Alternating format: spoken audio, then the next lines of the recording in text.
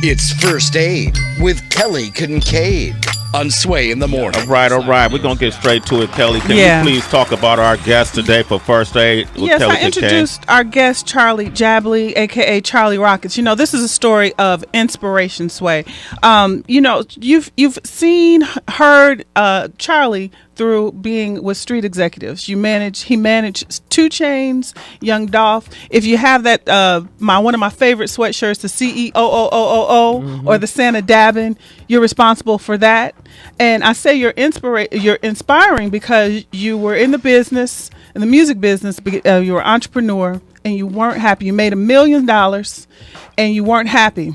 You had a weight problem all your life. That's right. And you quit, left Atlanta. Left everything.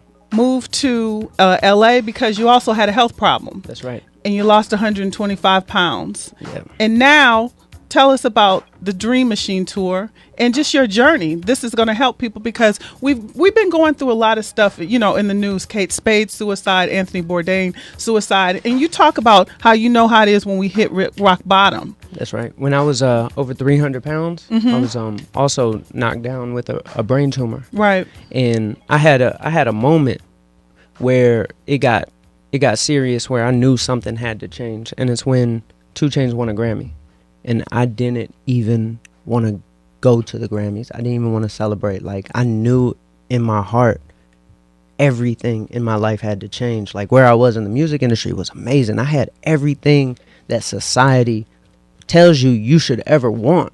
You were a millionaire. Exactly. And I went back to my childhood dream. And it was unrealistic. I said, I want to be an athlete. That's it. Like, I don't want to be 300 pounds. It's the only dream I've ever had, but I was always overweight. So when I called 2 Chainz, I told him, I was like, man, you know, this isn't my practice life. This is the only one I got. And he gave me his blessings, and he said, well, what are you going to do? I said, I'm going to be an athlete. He said, what does that mean? I said, well, I'm going to do an Ironman in New Zealand, and I'm going to figure it out. Like, I don't know, but it's just my dream. I can't help that's my dream. And now I work with Nike and all these crazy things, and I started this thing called the Dream Machine Tour, where me and my best friend Scott, we got on a bike in Santa Monica, California, and we're biking across the country. And when we got to New Orleans, which was just a few days ago, like, the phone started ringing from all the media outlets up in here in New York. So we hopped on a plane, came up here.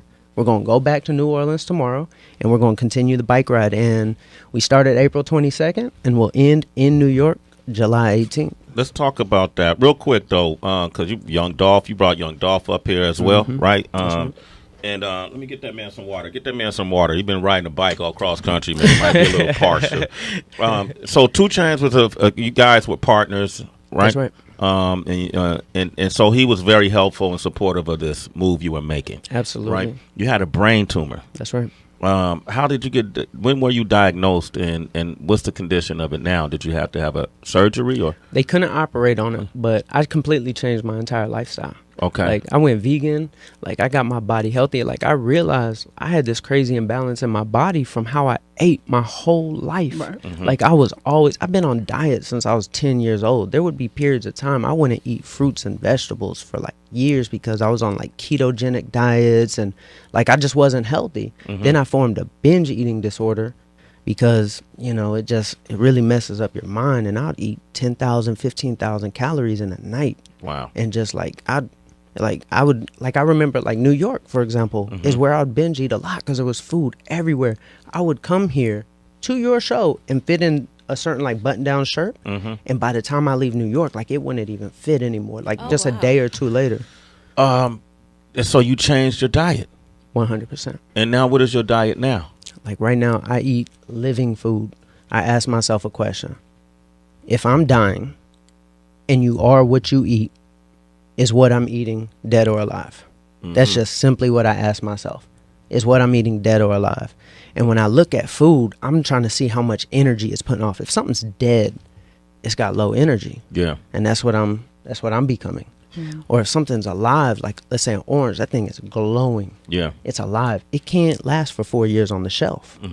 So I just started eating living foods, and that was mainly like vegan, but even getting rid of things like oil and salt. Those are dead foods. Yeah. So I changed my diet, and everything in my body started healing. Like, it's incredible. You lost 130 pounds because of this. How long did that process take? A year.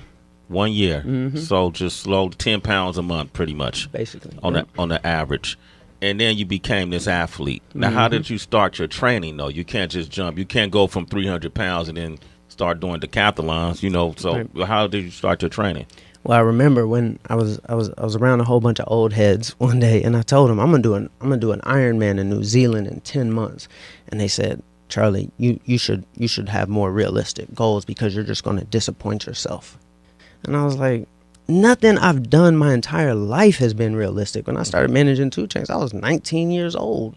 You know, like, nothing is realistic. I said, I'm going to do it. And I woke up every day. And it's amazing when you make up your mind to do something, your body figures out how to do it. Absolutely. So that's how it worked. And I love Best Friends because Scott Cameron, who has been a guest on our show when we first started from Dramatic Weight Loss, challenged you to your first marathon. That's right. And I love the commitment that you have a great support system. And I know there's been times when you've been down and out. And what was your friends, and what else was your motivation? I couldn't let my brother down. Like, he's been with me for 10 years. This has been a long journey, and I struggled most of the time. It wasn't until very recently I figured it out, but I couldn't let him down. He was always there for me.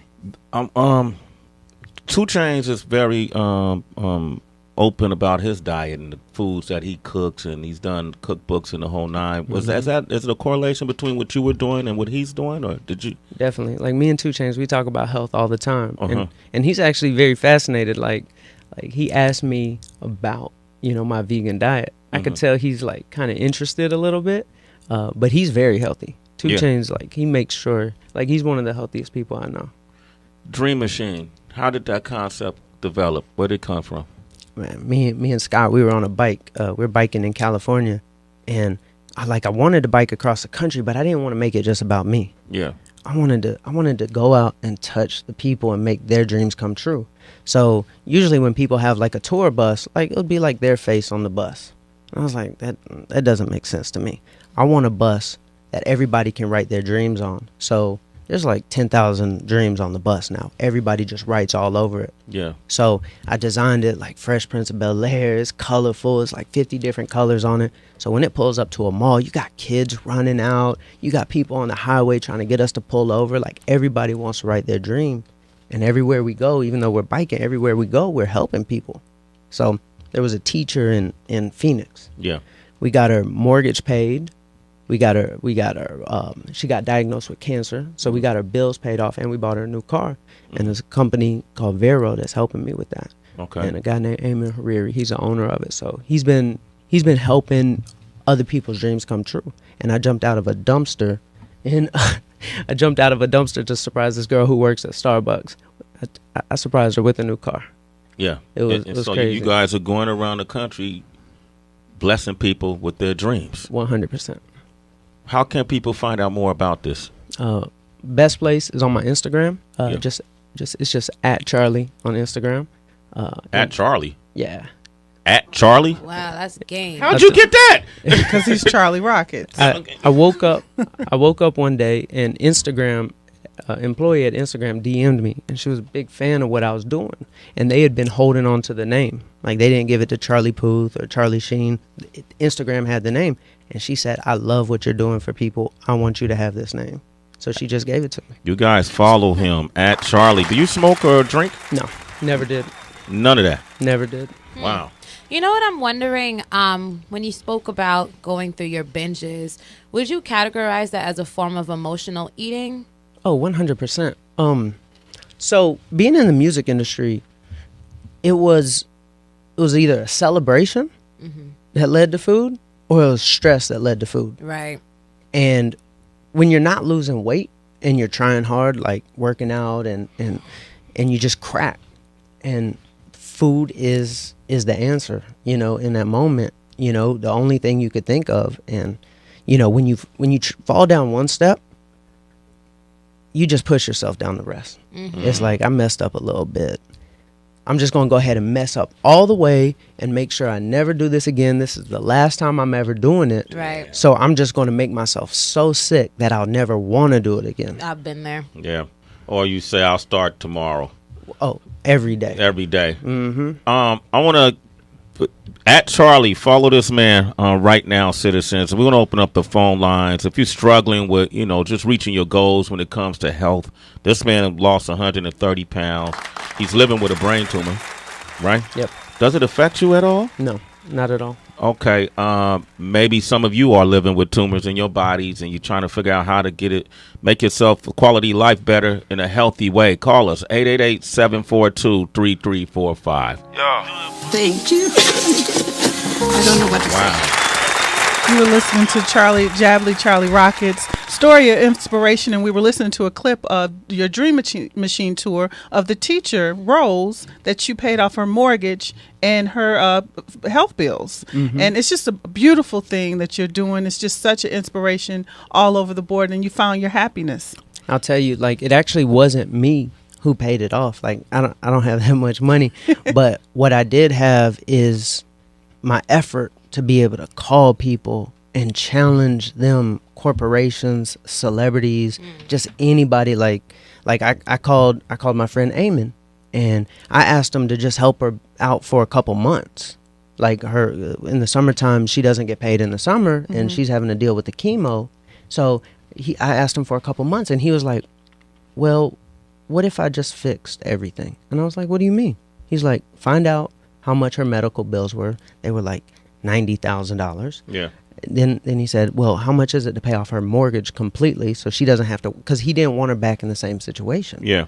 This teacher, she's going through chemo and radiation. She missed like 3 days of school. Like, she still goes to school to those kids every day. Wow. You can follow him at Charlie on Instagram. Do it now, citizens. The Dream Machine Tour may be coming to your town. You can write your dreams on that bus. You never know if they'll be able to make them come true. But even writing them is a path to fruition. We have Olivia on the line from Connecticut. Good morning, Olivia. Hey, Olivia. Hi, guys. Oh, my gosh. First time caller. I finally got through. Hey. What would you like to share your story? I love you guys. Thank you. Charlie, I just want to say thank you so much. It was really, I appreciate you telling your story. I also have been going through a weight loss challenge. I'm 27. I was diagnosed with nephrotic syndrome when I was 12 years old, and I've been able to lose 90 pounds. I am super proud of myself. But for the last couple of months, I kind of have lost the motivation, and I'm still at the weight that I am, but I'm trying to, like, get up in the morning, tell myself positive affirmations, but I have no motivation right now, and I'm just wondering what you do to keep yourself motivated and keep going. I'll tell you, my little hack is, I believe it's easier to do something bold than to just do something to keep you busy. Like, for example, when I said I was going to do an Ironman, for example, I set a big goal that was bold, and it became a part of my life to where friends would introduce me to other friends, like, hey, this is Charlie, like, he's training for an Ironman. To where if I woke up and said, oh, I'm going to run every day, to me, that's harder. Yeah. Because it doesn't become a part of your identity.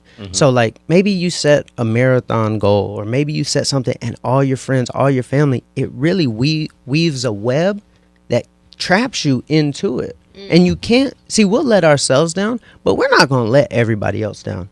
Like, I might tell myself a goal and just like, oh, well, nobody will know if I stop. But if I tell everybody all day, every day that I'm doing something, you get stuck in it, and you got to do it. That's why I document a lot of my workouts, too, because people will begin to ask you about it. They look forward to it. They tell you that they're inspired, and it widens the why. 100%. Charlie, I want to thank you for coming by this morning, brother. Thank you, man. Man, I'm proud of you, man. You got Twan from Atlanta who went to high school with you. Oh, wow. You know him? Let me talk to him. Twan, what up, man? Twan. Hey, what's up, Sway? You probably don't remember me, Charlie. I was admiring from afar, bro, but I'm proud of everything you're doing, man. Thank you, man. What part of Atlanta did you grow up in? We went to Chamblee High School. All right, I was 06. What class were you? I was 08. Oh, okay. All right. Well, thanks for your call, Twan. Hey, follow him at Charlie, Raleigh in Indiana. You used to work with Charlie?